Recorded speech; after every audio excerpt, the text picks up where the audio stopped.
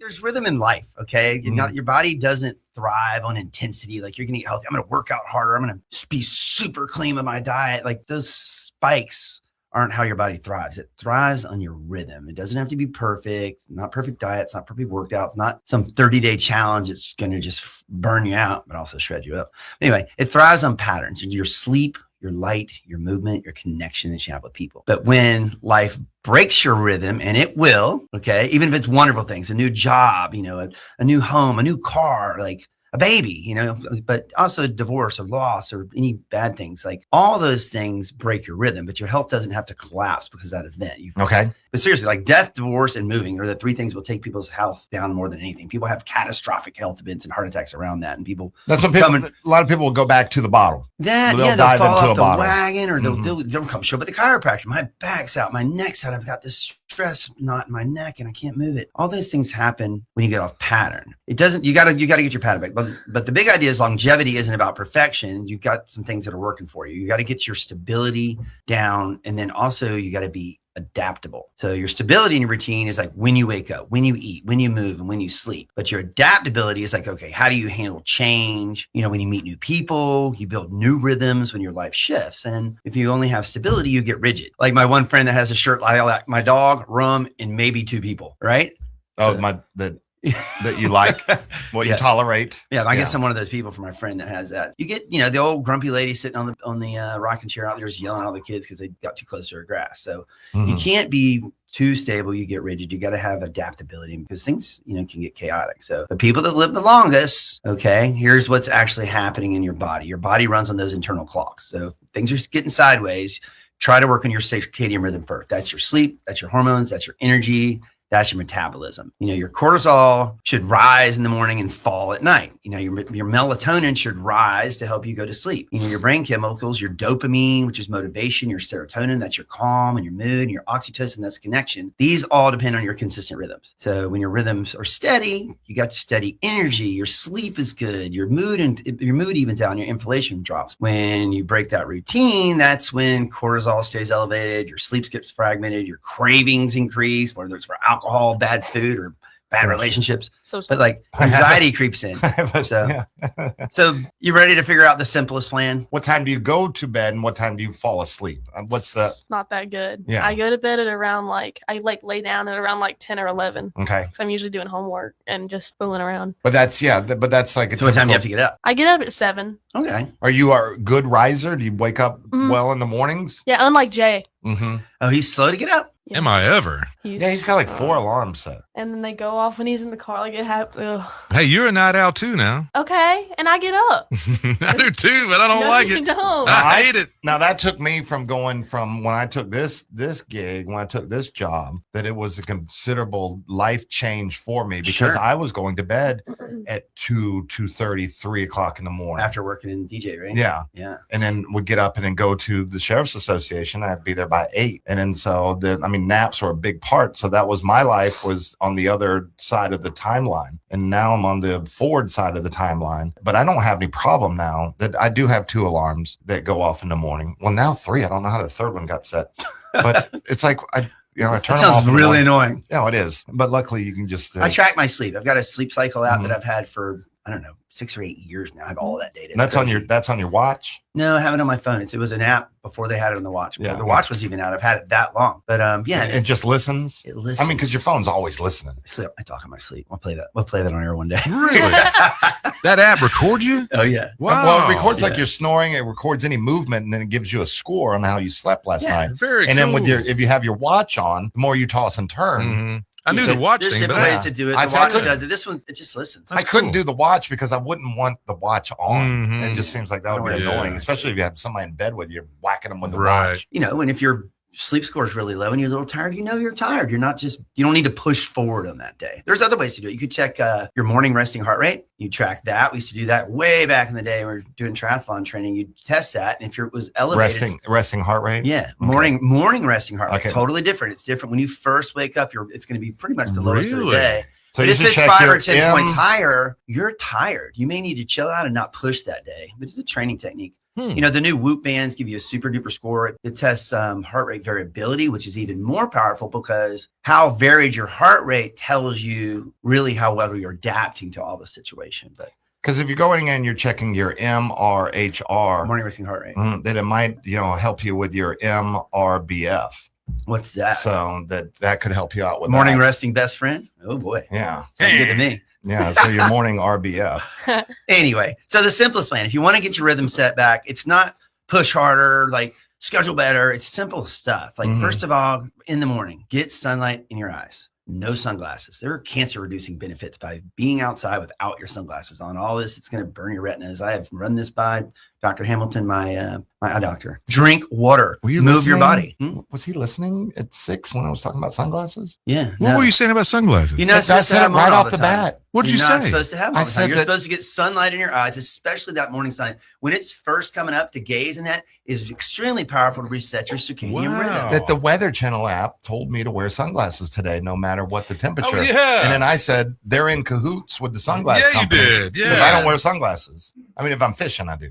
I use them for the polarizing effect, but people wear them too much. You want to get that in there. We weren't born with them on our face, so clearly we're not supposed to have them on all the time. And it's getting I towards. also weren't born with clothes, and I ain't running around naked all the time either. So I the little like the vitamin D is a clothes. good idea. Anyway, drink water, move your body. So Mhm. get some sunlight, drink water, move your body. That resets your entire system. You try that for a week, and your whole day is going to go better. But in the midday, okay, get a little walk, breathe, slow things down. Just take a moment, whether it's 5 minutes, 10 minutes, whatever you need to do, just take a break, breathe slowly, and eat some real food. Meats and vegetables, nuts and seeds, some fruit, little starch, no sugar. Avoid fast food. Get So some like nuts broccoli in you. salad. I'm thinking I do nuts. I try to eat.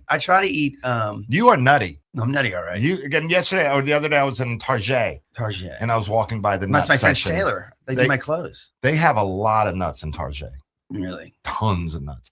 Half of them are chocolate covered. Gross. Sounds good. to me. Mm. That's my jam. Don't even talk about that. The dark chocolate covered almonds from Publix are like, You like that? yes, sir. Okay, Oh, okay. yes, sir. That's one of my favorites. Okay. But I also like their little, whatever their organic nut mix that I get there. It's fun. Little From Target? No, Oh, from okay. Publix. Okay. Come on, man. We switched to Florida stuff. We're talking about Florida Oh, stuff. okay. Publix. Okay, but in the evening, dim the lights. Don't turn them all the way up. Dim your lights, reduce your screens, literally turn them down. There's that warm mode on your screen. That makes a difference. Turn that thing on at night. Get it where it comes on at night automatically. Connect with people. That's a good time to text someone or call someone. Go to bed at a consistent time, Marty. Do you have a consistent bedtime? Yeah. Okay, but, Yeah, of course. Probably not. Of course. but what about weekends? Is that Oh, Yeah.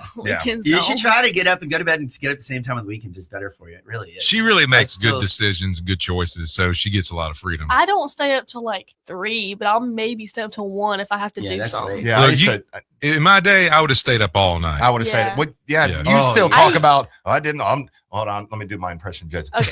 I'm gonna do an all-nighter. I used to stay up really late, The but I don't really problem do it anymore. The problem was when we would stay out all night. You're not Yeah. there. Yeah. When you're out late and you see the sun starts coming, you see some dude up jogging early, you just feel awful. Mm. Oh, that was the worst. But I don't sleep in it. I don't especially when we're on the coast together. Yeah, Wait, get hold up on, early. let me rephrase that. Instead of when Ryan and I were on the coast together. When Ryan and I were in the same city on the coast together. What are you doing, dude? He was Yeah. beat up and I come go get coffee with him. Yeah, Ryan would be like, meet me at the airport. He knew I would be awake. Mhm. Let's go fly. That Sun's I coming love up. Let's because I appreciate like sunrises. Or as a friend of mine said, I was like, man, look at that beautiful sunrise. Better take a look at that. You ain't got too many of those left. Hey, And I was like, go. damn. Dang. that Yeah. stings a little Born bit. in Yeah. 1900s. Yeah. But so here's what ideal looks like. You want to optimize, same wake time, same sleep time, get some morning sunlight, eat some protein, get a little strength training, move your body somewhere, walk every day, no food late at night. And you don't need to be ideal to be healthy, but the consistency really makes a difference. Dr. James Ryan Fenn. Oh, it's Eric Johnson. Yeah. Yeah. This is Eric Johnson. Yeah. We just Love saw the him. song. He was That's- great. I know. I love Eric Johnson. I had to add some on there. Dr. James Ryan Fenn in studio with us. Go to FENNCHIRO.com. Make an appointment today. Sleep patterns, eating patterns, movement, your emotional state all get better, when you do these things. Well, let me ask you this question. Yes. So I go to bed, and so many of us have this. We just can't shut down.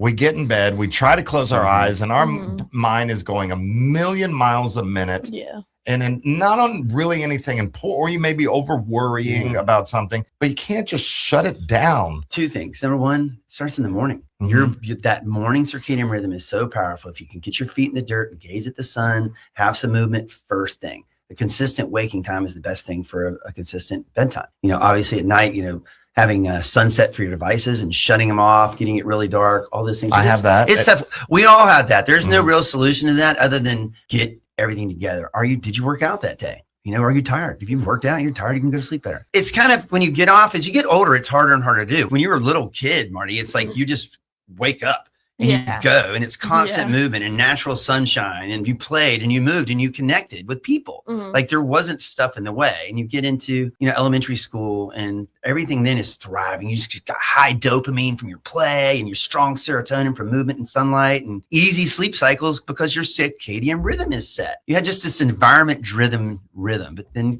now you get 8th grade, right? Now, things begin to shift a little bit. Your identity begins to form. Your friend groups matter a lot. Your social acceptance becomes biological.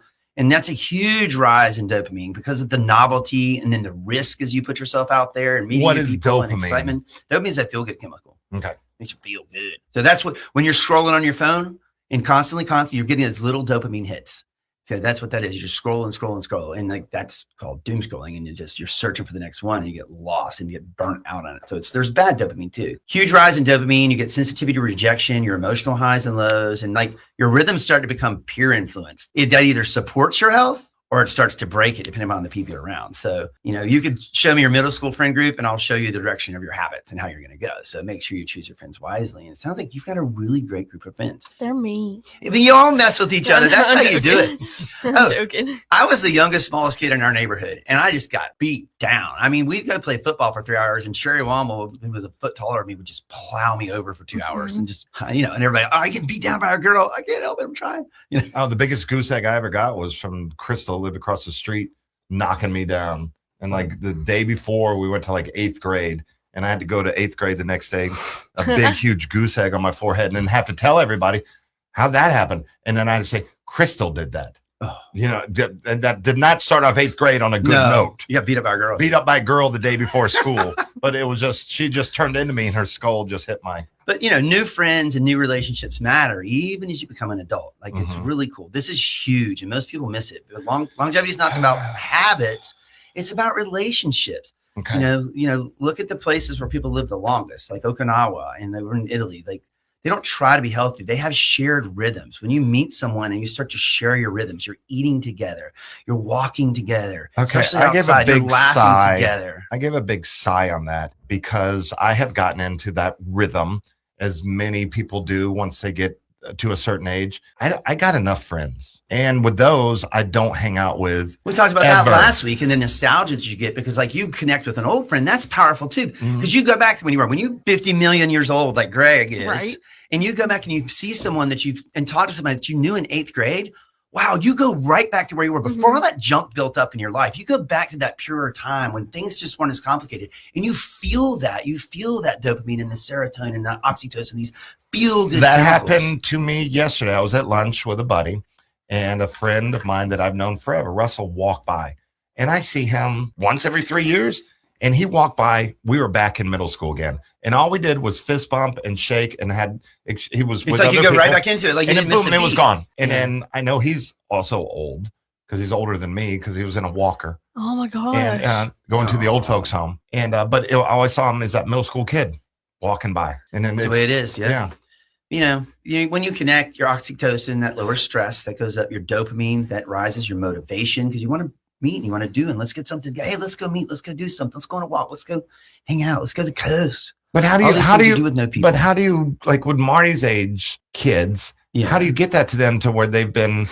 How do you get with these kids are raised on screens? How do you get them off the screen and walking around the neighborhood? But you're doing it happens in your life right now because you're with your friends and you're at school and you're hanging out and you're talking in classes. You're not staring at your phone between classes. You're talking with your friends. No, I keep my phone in my book bag. I am trying to be really mindful about how much I use my phone. I mean, we all have to scroll sometimes. Sure, everybody. So I'm trying to stop doing that. But you should see the kids in my school. They just walk around And then being into music and you're singing and you're getting together with people and Yeah. you're practicing and you're merging those rhythms with rhythm. And life's like that. It's like music. You got to have the rhythm. And when you do, it makes a beautiful, beautiful song.